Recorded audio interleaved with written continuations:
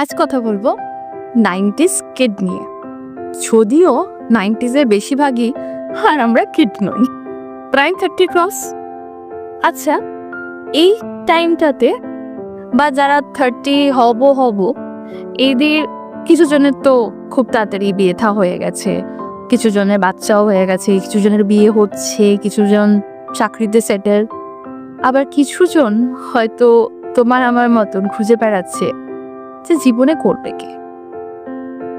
কখনো তো খুব মোটিভেটেড লাগে, আবার কখনো মনটা কেমন যেন ম্লান হয়ে যায়, খুব ভয় লাগে আদৌ পারবো, হবে।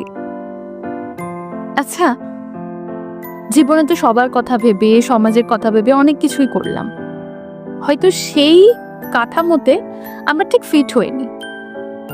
একবার নিজের মনের কথা শুনেই চলো না, দেখি না কত দূর যাওয়া যায়।